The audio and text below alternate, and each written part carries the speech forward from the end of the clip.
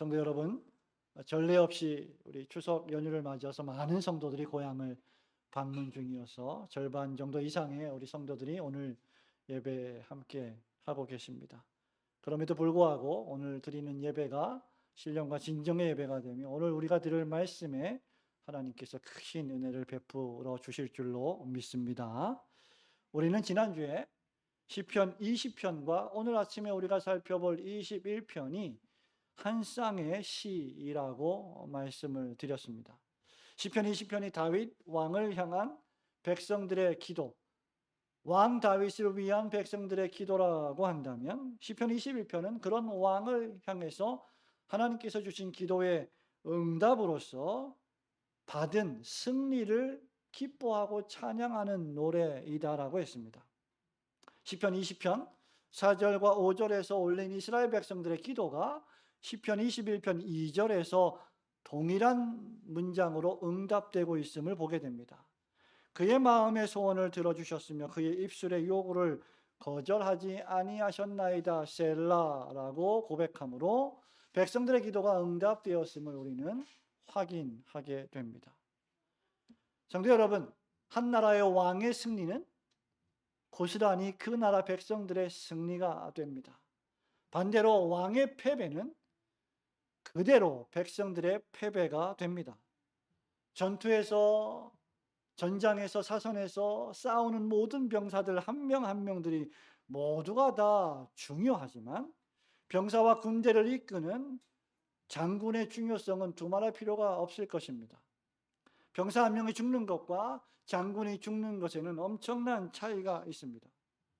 1592년에 일본이 조선을 침략한 임진왜란을 여러분 기억하실 겁니다. 최근에 개봉된 한산이라는 영화에도 잘 나와 있습니다. 또 2016년에 개봉했던 명량이라는 영화에도 잘 기록이 되어 있습니다. 당시 이순신 장군은 명량에서 그리고 한산대첩에서 한산도에서 조선의 본토를 치러오는 일본의 수군을 맞서서 거북선을 앞세워 전투를 수행한 바 있습니다. 그러다가 노량해전에서 적군의 탄환에 맞아 숨을 거두게 됩니다. 그때 한 유명한 말을 여러분들 다 기억하시죠? 나의 죽음을 적에게 알리지 말라. 역사가들은 이순신 장군이 정확히 이런 말을 한 것은 아니라고 또 논쟁하고 있습니다. 더 정확히 표현하자면 싸움이 급하니 내가 죽었다는 말을 하지 말라 였다라고 합니다. 급박한 전투에서 어떤 말을 했든지 장군이 죽었다는 소식을 들으면 병사들이 낙심할 것은 분명하고 전투에 패배할 것은 분명하기 때문입니다.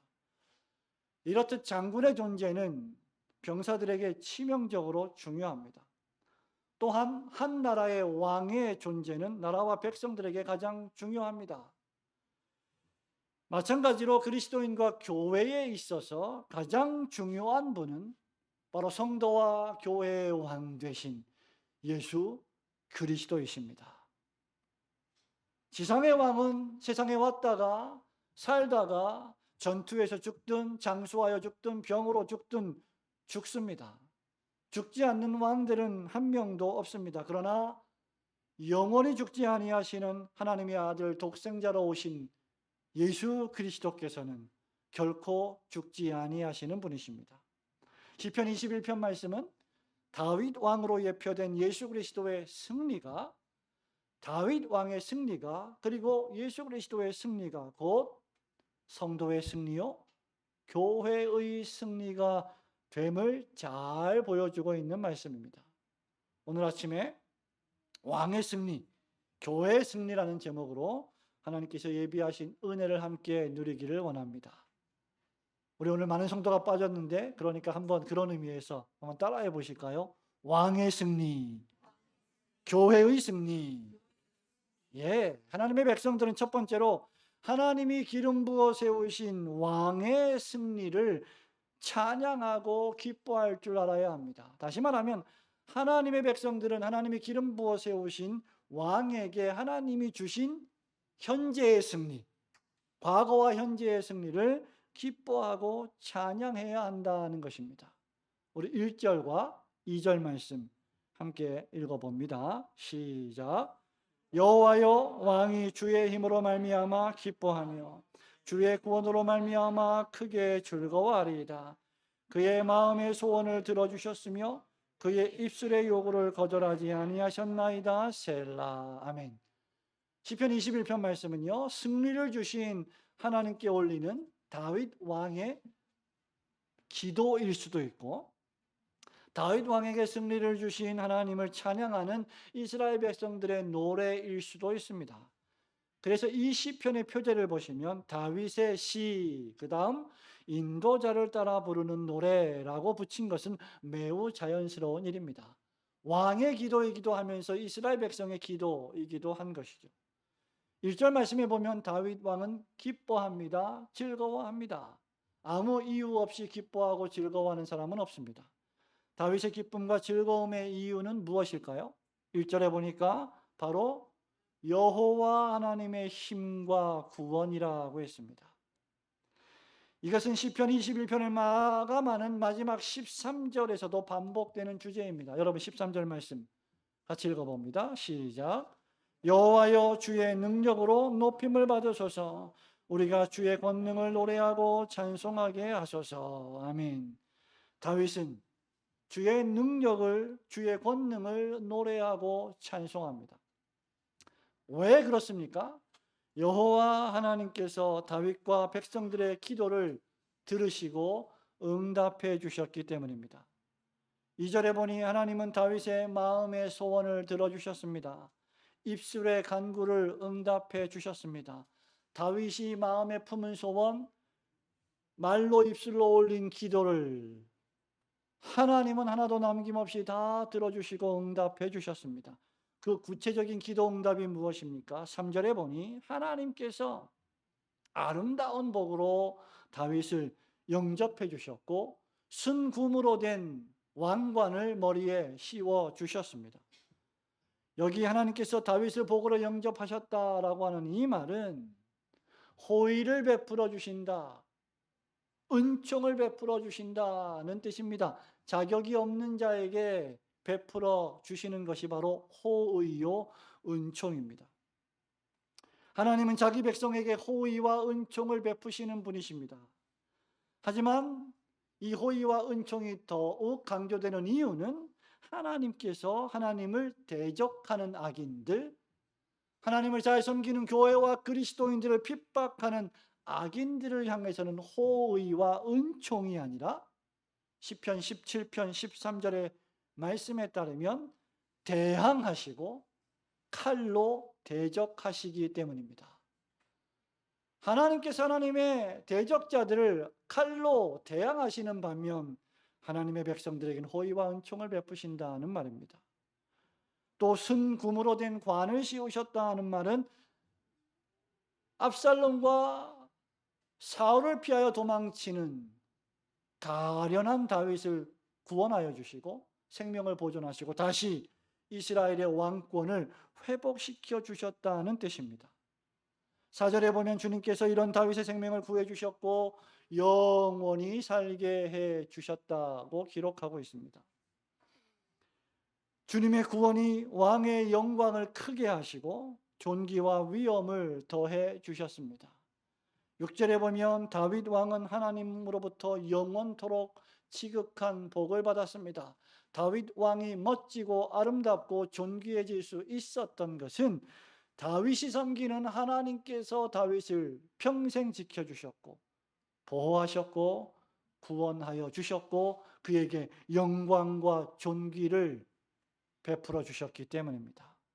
여러분, 사람들이 아무리 멋지고 아름답고 화려해 보인다 할지라도 하나님께서 영광과 존귀로 관씌워 주시지 않으면 그것은 그저 배설물에 불과할 뿐입니다. 한갓 먼지에 불과할 뿐입니다. 그러나 세상 사람들이 보기에 아무리 연약하고 비루해 보인다 할지라도 하나님께서 영광과 존귀로 관씌워 주신다면 그는 가장 영광스럽고 존귀한 사람입니다. 여기 지극히 큰 복은 하나님께서 믿음의 조상 아브라함에게 창세기 12장 2절에서 주신 언약의 복입니다. 내가 너로 큰 민족을 이루고 내게 복을 주어 내 이름을 장대하게 하리니 너는 복의 근원이 될지라. 다윗 왕이 바로 그러했습니다. 선지자 에스겔서 34장 23절 24절에서 이미 다윗이 이스라엘의 왕이 되어 이스라엘 나라를 다스릴 것을 예언한 바 있습니다. 내가 한 목자를 그들 위에 세워 먹이게 하리니 그는 내 종 다윗이라. 그가 그들을 먹이고 그들의 목자가 될지라. 나 여호와는 그들의 하나님이 되고 내 종 다윗은 그들에게 왕이 되리라. 나 여호와의 말이니라. 그리고 이런 예언의 말씀은 신약 성경에서 다윗의 후손으로 오신 예수 그리스도를 통하여 고스란히 성취되었습니다. 누가복음 1장 31절부터 33절에서 성령으로 잉태된 마리아에게, 요셉의 아내 마리아에게, 예수님을 잉태한 마리아에게 천사가 이렇게 말합니다. 보라, 내가 잉태하여 아들을 낳으리니 그 이름을 예수라 하라.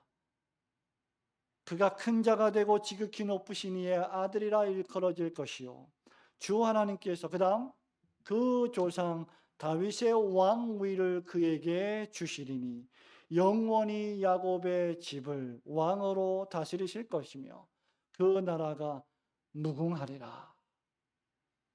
성도 여러분, 예수 그리스도는 지금 시편 21편의 주인공인 다윗의 왕권을 성취하신 분이십니다.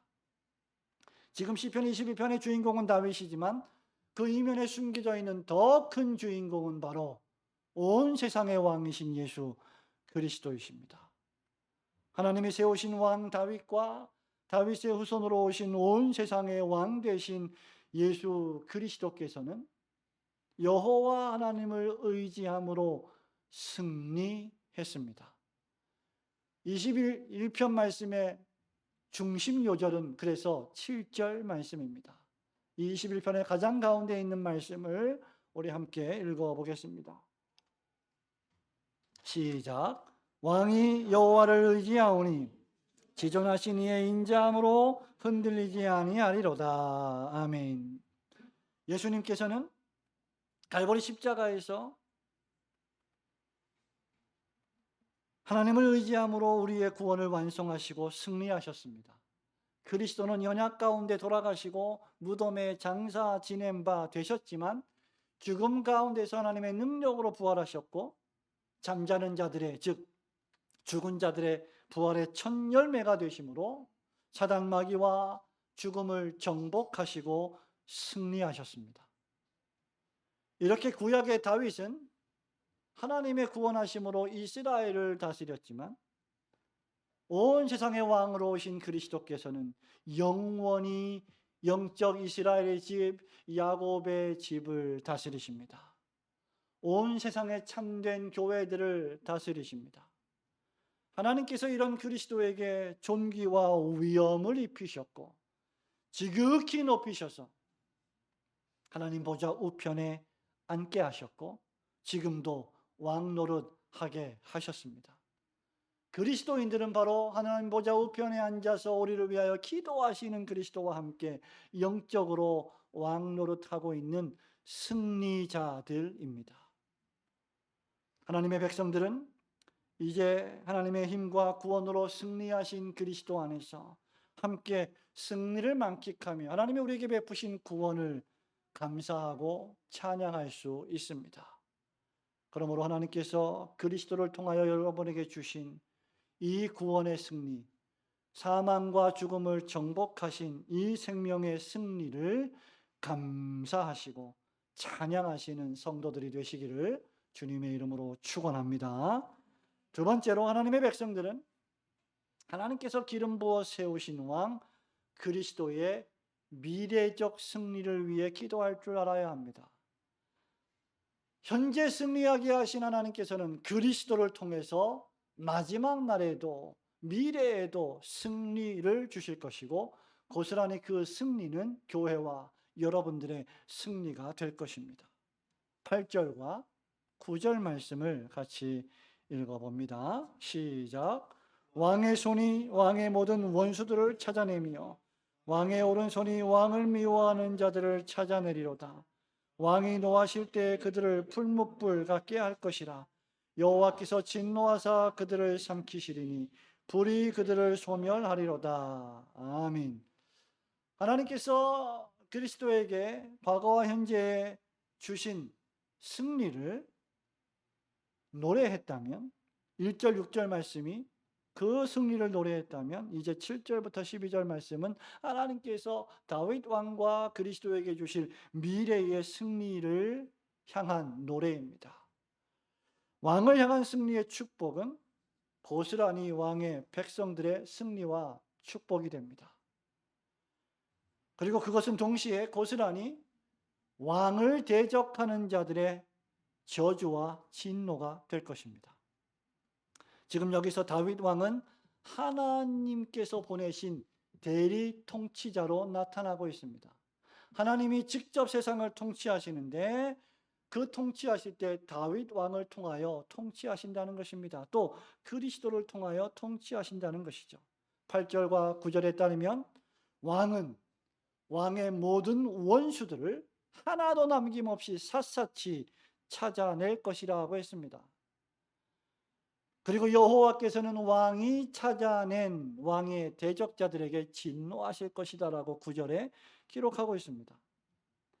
다윗 왕의 진노와 여호와 하나님의 진노가 완전히 동일시되어 있음을 보게 됩니다. 왕의 원수이자 하나님의 원수는 풀무불에 던져져 심판을 당하게 될 것입니다. 성도 여러분, 교회의 원수는 하나님의 원수입니다.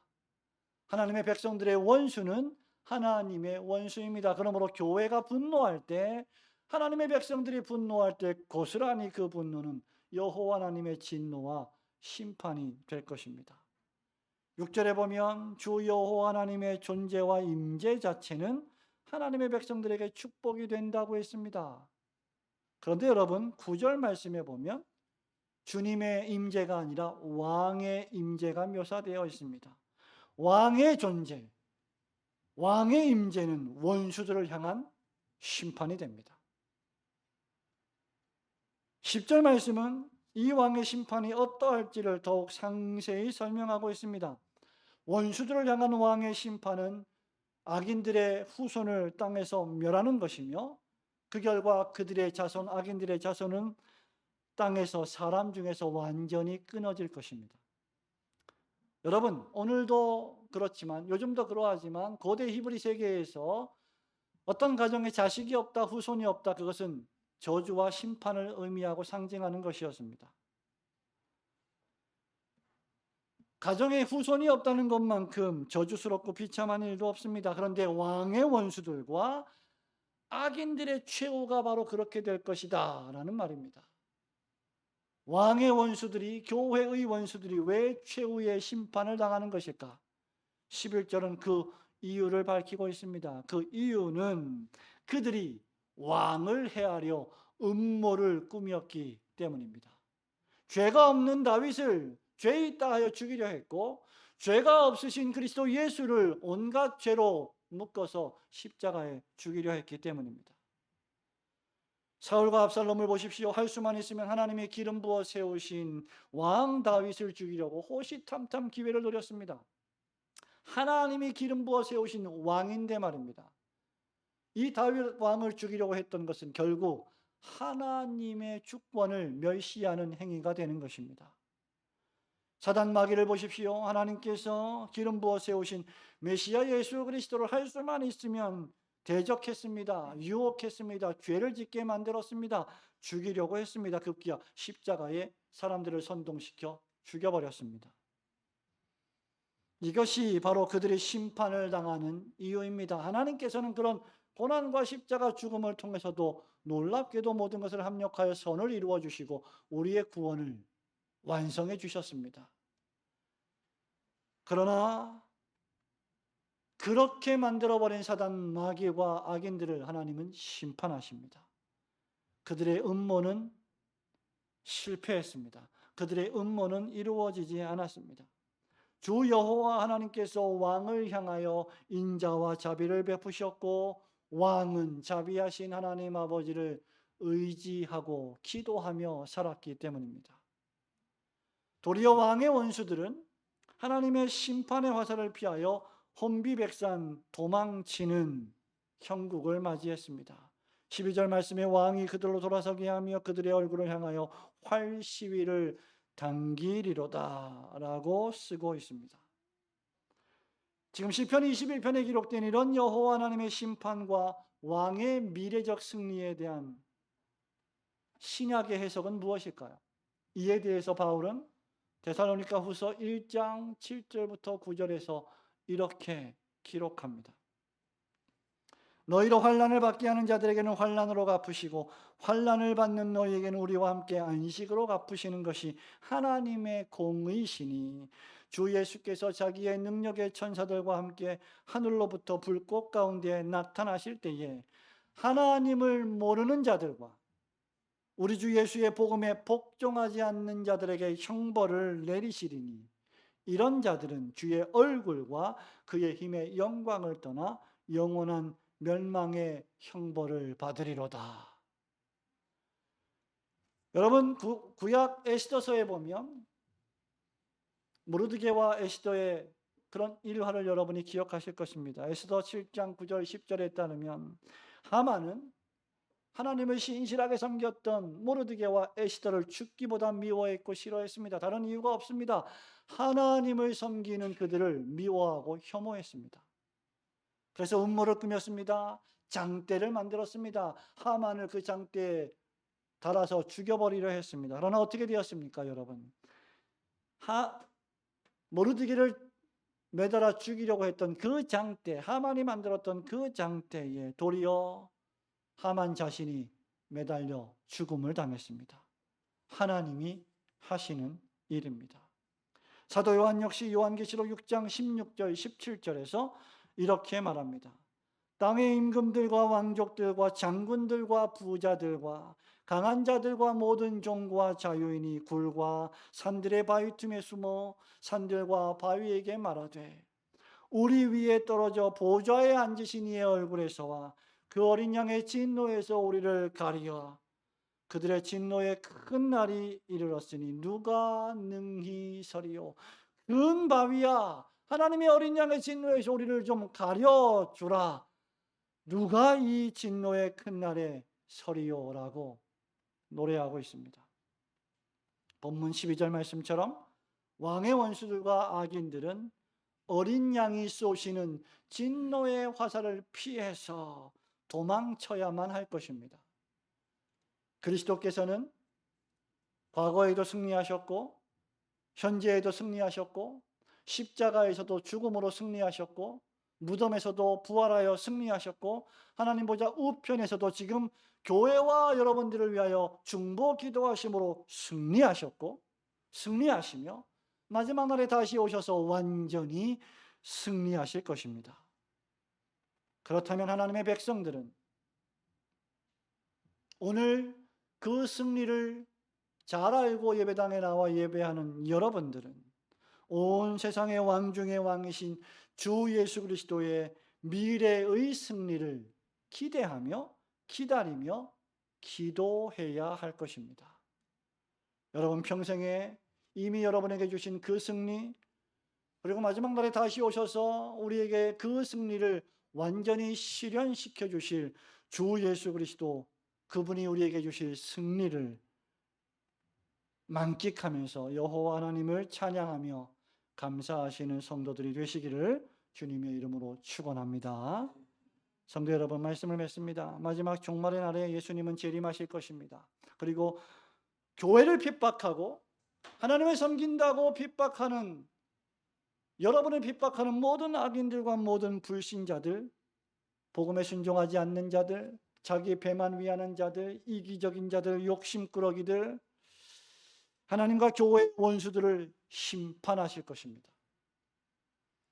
그리고 그리스도를 통해 능력과 권능을 행하실 여호와 하나님의 이 진노와 심판은 엄청날 것입니다. 그리고 이 사실은 여러분들로 하여금 지금 이 눈물 골짜기를 하루하루 살아갈 때 승리를 기대하며 승리의 노래를 부르는 찬양을 하게 만들어 줄 것입니다. 예수 그리스도를 통하여 하나님은 십자가에서 결정적으로 승리하셨습니다.